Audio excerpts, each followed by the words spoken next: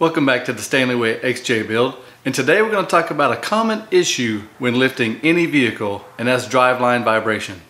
Now I have that in my XJ, and I'm hoping that the solution is going to be simple and is in this little bitty box right here. So I'm hoping that I can solve my driveline issues by installing this yoke from Iron Rock Off-Road to the rear of my transfer case. Let's check it out. So let's talk about what causes this issue. Right here is the transfer case. This is my rear drive shaft, goes all the way to the rear axle. When you lift a vehicle, you change this angle. As you're driving down the road, this angle becomes more severe and puts pressure on the universal joints. Now this slip yoke, it's called a slip yoke because with this boot right here, as this axle moves up and down as you drive down the road, it allows this yoke to slip in and out right here on the output shaft of the transfer case. So when you lift it, you obviously have it out of stock configuration, and this can cause vibrations. As you see up here in the front, it does not have a slip yoke.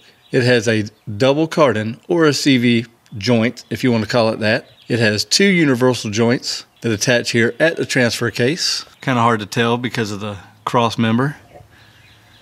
And it slips back and forth because it's a two-piece drive shaft. So then as the front axle moves up and down with the suspension, the drive shaft itself gets longer and shorter. So you don't have a slip yoke at the transfer case. Now, due to the design of the slip yoke, once you move any of those measurements or once you move the angles out of stock configuration, causes vibrations. So what do we do to eliminate this?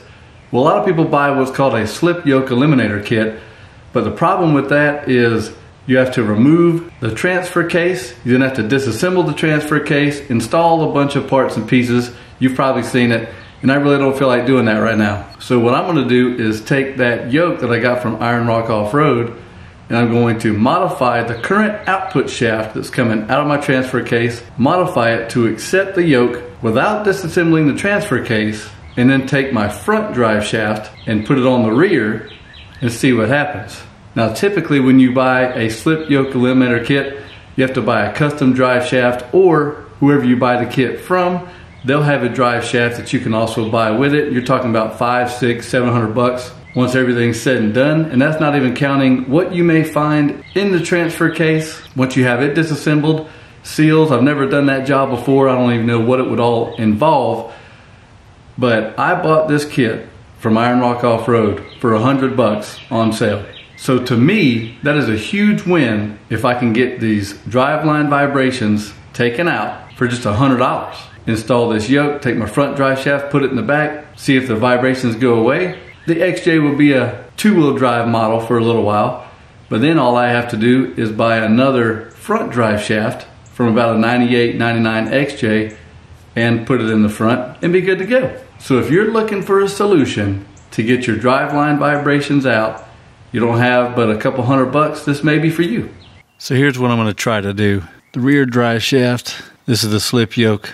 You can see the splines right there, and this yoke slides fore and aft on this shaft as the rear axle goes up and down. I have no way of knowing how much this is going to move the up and down travel of the rear axle. So I'm going to attempt to make a mark right here on the splines, jack the Jeep all the way up so that the rear axle hangs all the way down as far as it will go, measure how much travel that is as far as the axle, and then measure and see how much this yoke slipped backwards. And once I have that measurement, I have an idea of how much slip my drive shaft's gonna have to do when I take the front drive shaft, move it to the rear, and make sure I have enough splines to do that.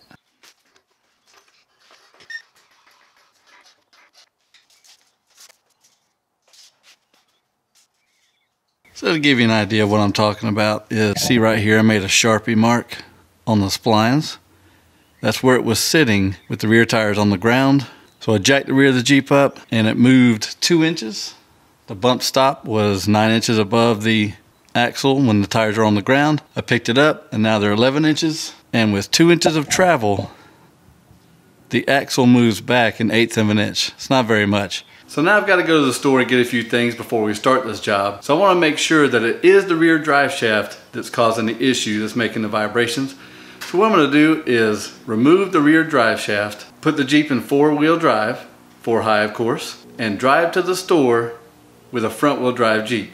If the vibes are gone, then I know that's the issue. We're on the right track. Now removing the rear drive shaft is simple. Just take out these 4 strap bolts. They're 8mm, and then just slip it out.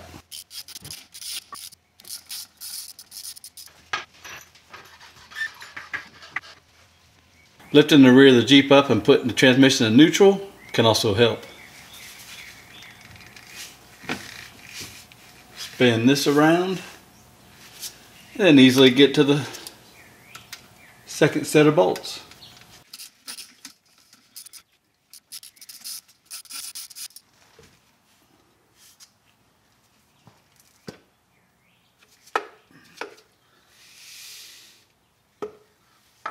As simple as that. These things feel pretty good. The caps have some movement to them. They don't feel sloppy.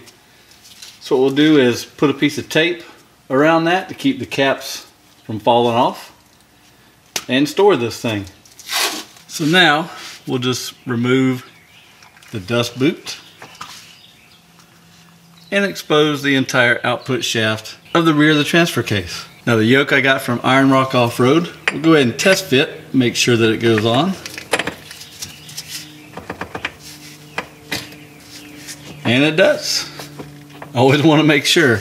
So what this yoke does is this gives you the ability to put a double carbon drive shaft on the rear of your XJ. Because you have quite a bit of shaft that's sticking out here. So the Iron Rock Off-Road instructions, they have you do some measurements and have you cut this shaft down to move this yoke to wherever you need it.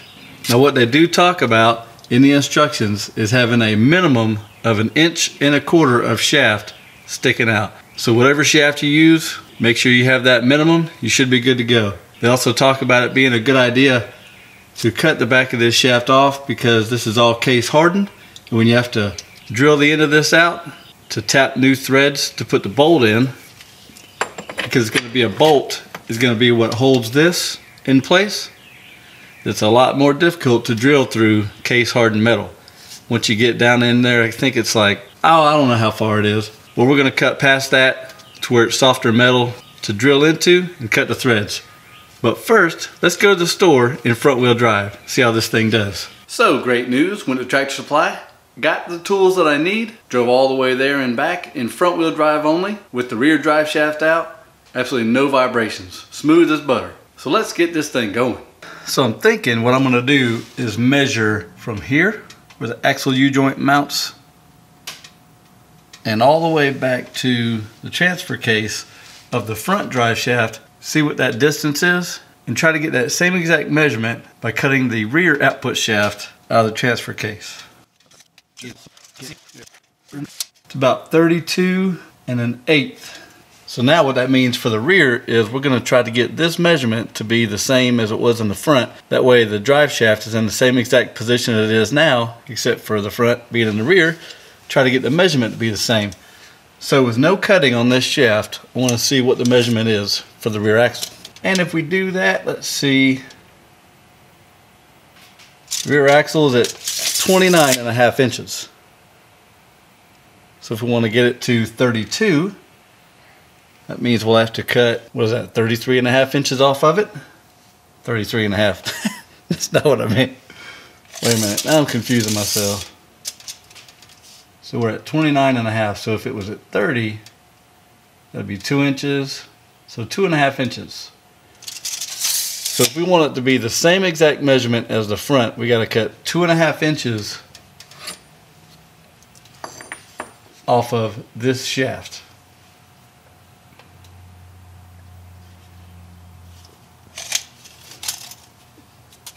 So we have 3 1/4 inches of splines.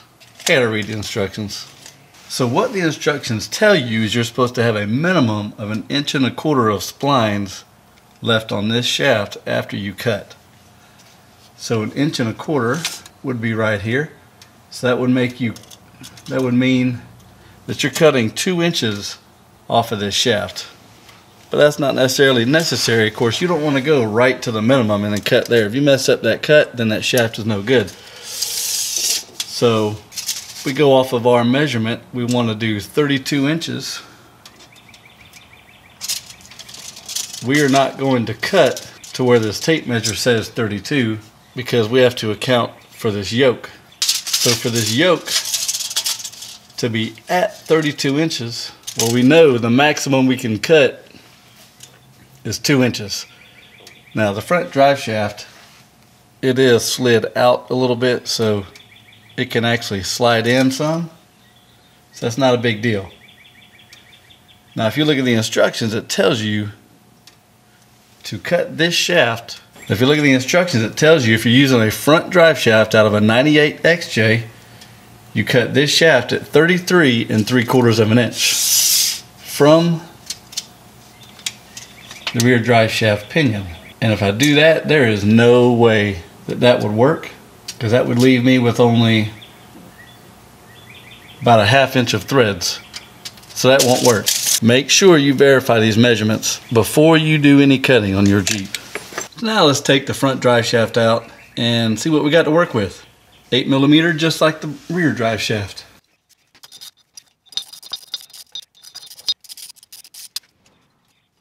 Now as you can see here, this is where the front drive shaft slips. Instead of having a slip yoke on the transfer case, the drive shaft itself slips fore and aft. Ugh. My mercy.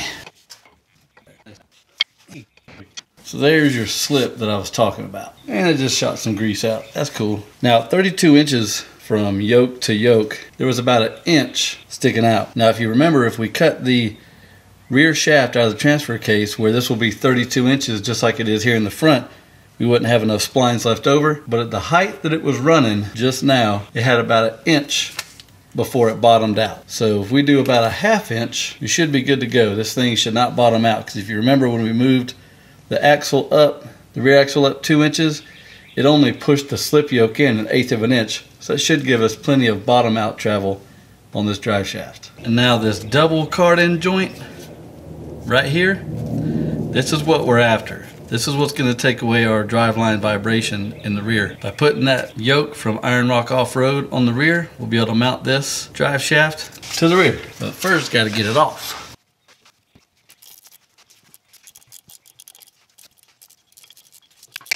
Now it's good to unbolt it from the axle first so that you can pull this out and spin it around to get to the other bolts easier. Then you can simply slip it back in to the front axle and it'll hold it so you can loosen the bolts, just like that.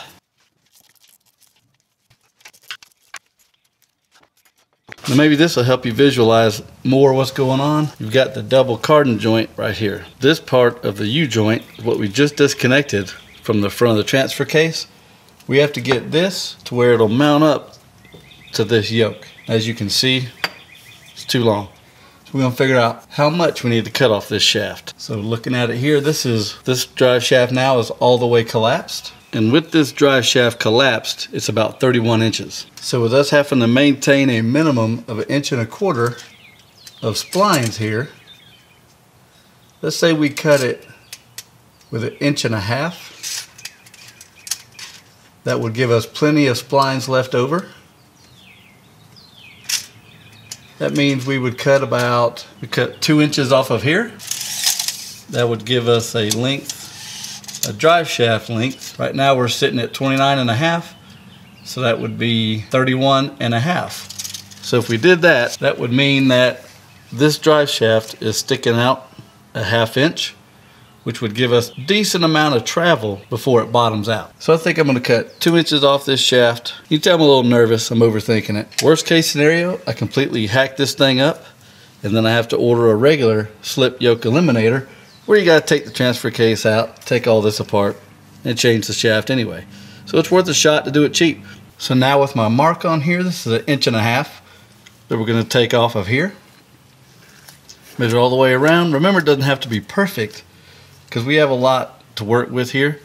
So with the splines, I actually have 1 3/4 inches of spline left here, where Iron Rock Off-Road says a minimum of 1.25 inches. So we have another 1/2 inch of splines to work with.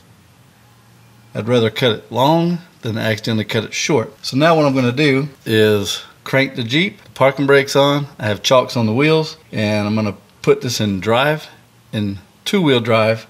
I'm going to put the transmission in drive.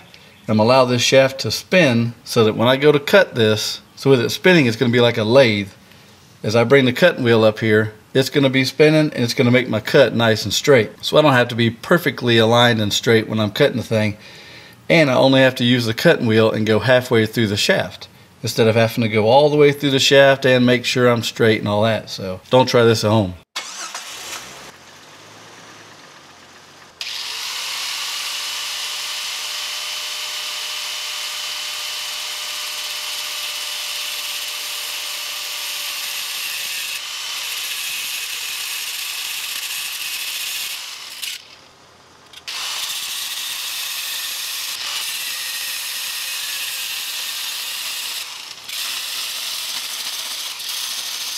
Alright, so don't do what I did. I bought the wrong cutoff wheel, got excited at Tractor Supply, bought the wrong thing, and that old janky 4-inch cutoff wheel that I bought that didn't fit my grinder just right won't go all the way through this without hitting the housing of the grinder. So I'm just going to finish it off with a Sawzall and get this thing off there. So now you see this thing needs a little cleaning up, so I'm going to start the Jeep again, put it in gear so that the output shaft is spinning. Use my grinding wheel. We're going to bevel this edge right here and we're going to grind that flat.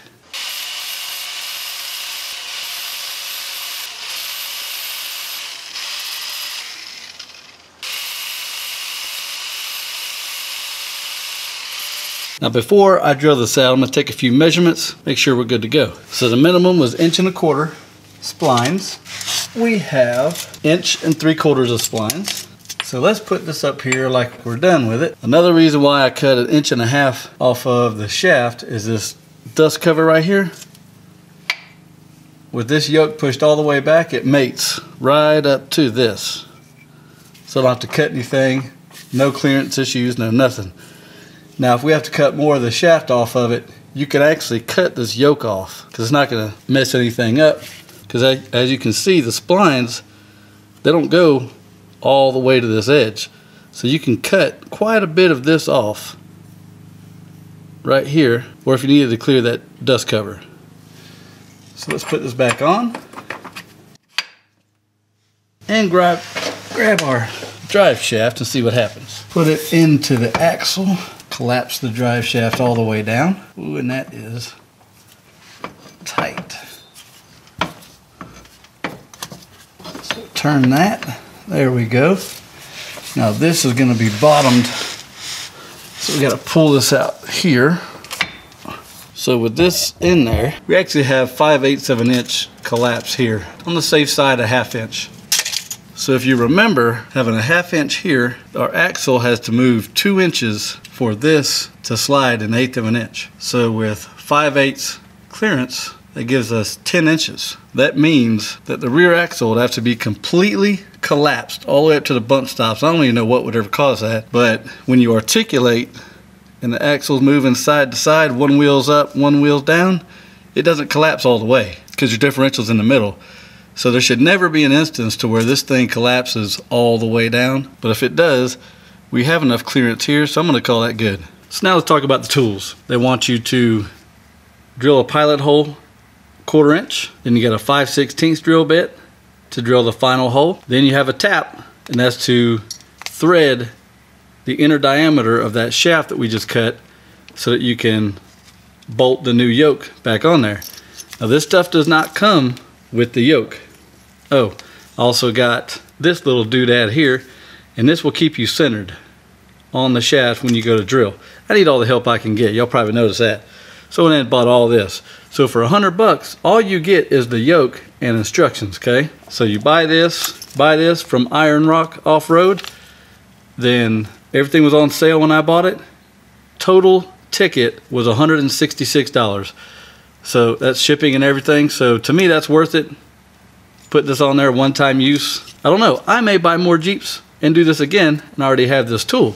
So this little fancy tool slipped right onto the shaft like that. so that when you drill with a 5/16 drill bit, fits in there nice and snug. It's going to keep you straight all the way into the shaft. So now we're going to take this off, get ready to drill. Put the yoke back on.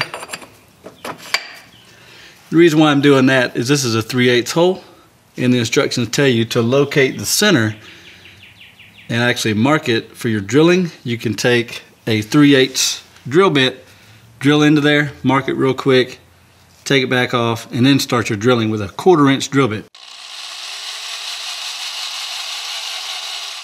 And as you see, well, I guess you can see, not sure, but little small mark in there. It also tells you to drill 1 1/8 inch deep into the shaft. So if you're using this tool, you have to account for this thickness here. As you can see, it comes in here. That's the end of it. So measure that thickness, and I'm gonna mark the drill bit to where when the piece of tape gets to this part right here, we are correct depth into the shaft. Now I've got both drill bits marked with tape, so I'll know when I go to drill, well, that is a tight fit. When I go to drill and this tape gets to the edge right there, I know that I'm the correct depth into this shaft. We're going to start out with the 1/4" drill bit, put a little bit of cutting oil on the drill bit, and let's go.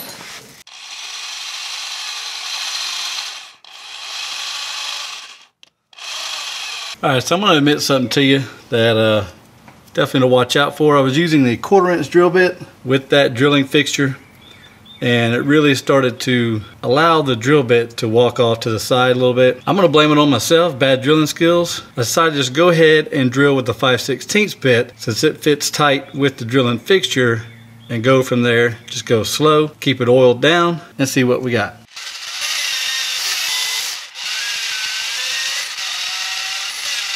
Oh, finally got that drilled out.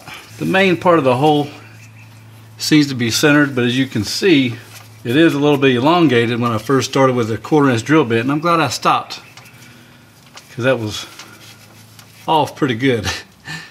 So don't do that. Don't do what I did. So now let's cut some threads into this thing. My handle for my tap won't fit in here. So what you can do is, if you have the same problem, get a 5/16 wrench and be able to spin this tap. Of course, you want to get in line with it as much as possible so you can tap these threads nice and straight.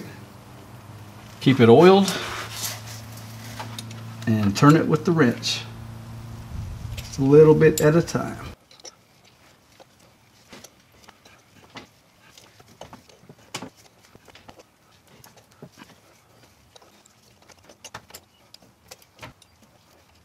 Something else the instructions tell you to do that I failed to follow was to take a 3/8 drill bit, drill this out, chamfer it just a little bit. That'll help your tap to be able to go in there easier. I'm gonna do it now so the bolt's easier to thread in. We're gonna check this bolt, see if it threads in all the way. And the bolt head's 9/16.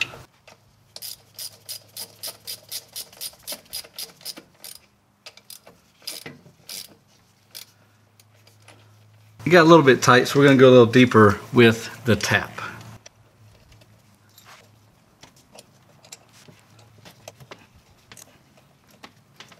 And we're going to blow it out with air again and try the bolt.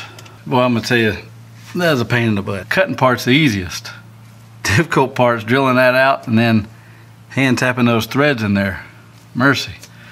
But you want to make sure that when you tap the threads, you take the 3/8 by 3/4" bolt.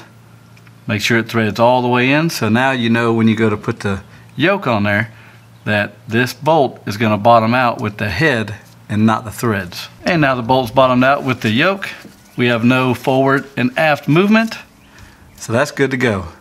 Now take it back out, clean everything out really well, put some red Loctite on that, and be done. Now let's clean this out with alcohol. Try to get that oil out of there as much as we can. Clean off the bolt, spray this out, watch your eyeballs again.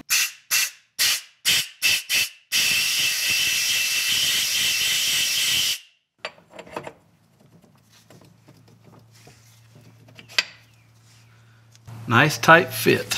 Now we can put the washer on the bolt, some red thread locker, and final installation. And final torque is 30 foot-pounds. One last check for movement. And we're in there, nice and tight. Now time to reinstall the drive shaft, or install the drive shaft from the front to the rear. So we're getting close to the end, and I apologize, but I attached the rear of the drive shaft to the rear axle, and I filmed it, but I didn't know my SD card was full. So make sure to use blue Loctite, torque that to 14 foot-pounds, and we're almost to the end. Got a fresh battery, empty SD card, so now we should be able to finish the rest with no problems. Hopefully. So now, let's collapse this drive shaft down and get this in there the best that we can. And pull it back out. All right. Glad I didn't let go. Dang it. Oh, bolts are behind the camera. These take blue Loctite as well. Put some nice blue on there. Come on. These bolts come in the kit, and they're 13 millimeter.